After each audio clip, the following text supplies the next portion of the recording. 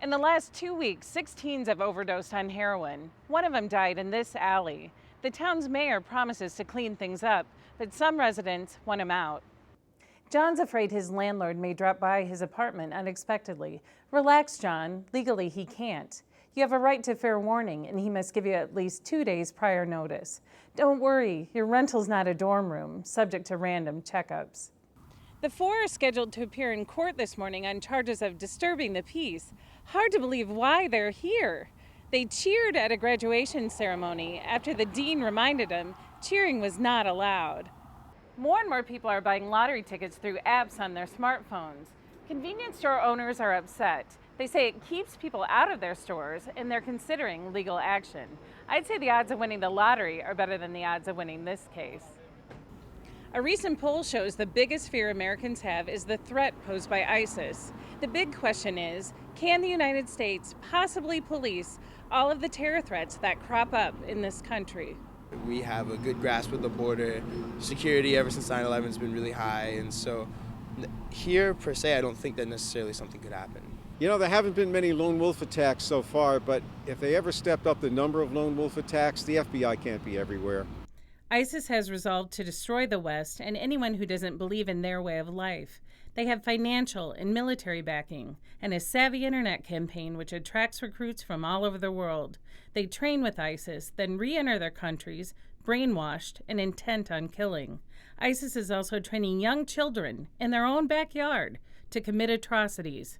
The rise of ISIS has many Americans concerned and scared. I'm afraid of the people they train who come back to their own countries, like America, and wreak havoc. More than 6 countries have joined the coalition to fight ISIS, but it seems military action has only been taken by a handful.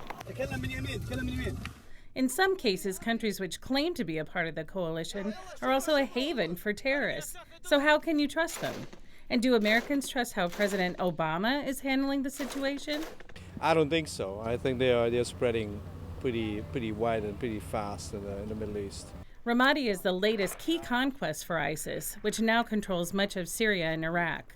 Americans have their own ideas about how to handle the ISIS crisis.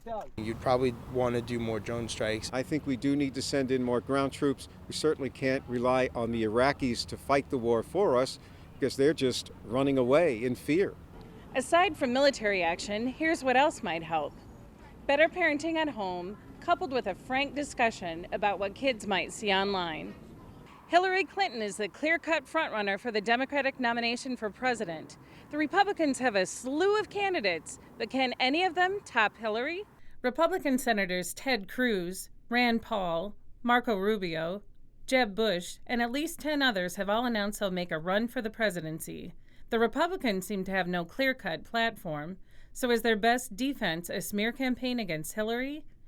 Benghazi, Hillary's use of a non-government authorized server for highly sensitive emails, donations to the Clinton Foundation from countries who abuse women, even the Clintons' Whitewater scandal, and Bill's affair with Monica Lewinsky. Republicans keep trying to dig up dirt on Hillary. Will a smear campaign work?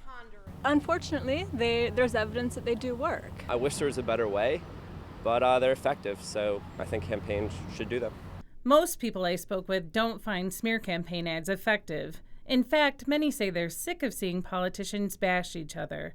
They say people running for office should stick to the issues. If they do, is Hillary a lock for the White House? We can't say if she's a lock for the White House. I think for the Democratic nomination, certainly. I would say that she has 75-80% chance of winning, and it would have to take a major change for her to lose.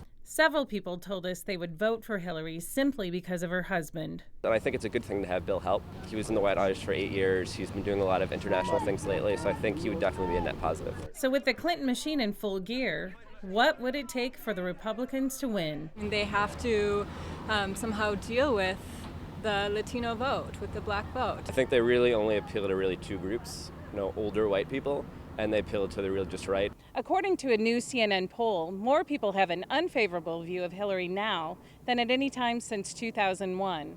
Question is, how will the Republicans capitalize on it? Homes destroyed, cars turned upside down. Dozens of tornadoes touched down in Texas, Oklahoma, Kansas, and Nebraska, leaving a path of destruction. At least 16 people in Oklahoma were hospitalized, many of them coming from an Oklahoma City RV park. 2 people are in critical condition. Almost 17,000 people are without power because of the storm system, which brought heavy rains and powerful winds. Up to 8 inches of rain fell in some areas, and there was flash flooding. Millions of dollars in jewelry stolen from a Cartier store in Cannes, France. It's the same store that was robbed 3 times before. An armed man wearing a mask entered the store and told everyone to lie on the ground. 2 accomplices followed the armed man inside. 10 minutes later, the trio left with jewelry valued at $20 million. A 4th man was waiting in a getaway car. No one inside the store was hurt. Today's robbery comes a week before the start of the Cannes Film Festival. Tensions with Iran lessen after Iran releases a cargo ship in the Strait of Hormuz. The crew of the MV Maersk Tigris, a ship from the Marshall Islands, is in good condition. The ship is now headed to a port in the United Arab Emirates. The co-pilot who intentionally crashed a Germanwings flight in the French Alps on March 24th tried a practice run on another flight earlier in the day. French authorities say Andreas Lubitz set the plane into a controlled descent, then brought it back up again on a flight from Dusseldorf to Barcelona. Later that day, Lubitz engineered the fatal crash in the Alps, killing 150. Tom Brady calls it a terrible disappointment. An attorney hired by the NFL says New England Patriots personnel deliberately deflated footballs prior to the AFC Championship game. The report by attorney Ted Wells says air was released from Patriots game balls after the balls were examined by the referee, and that it's more than probable Brady was aware of it. The NFL could fine the Patriots and suspend Tom Brady for several games. The Patriots were also involved in Spygate in 2007, when they were accused of videotaping signals from the New York Jets during a game.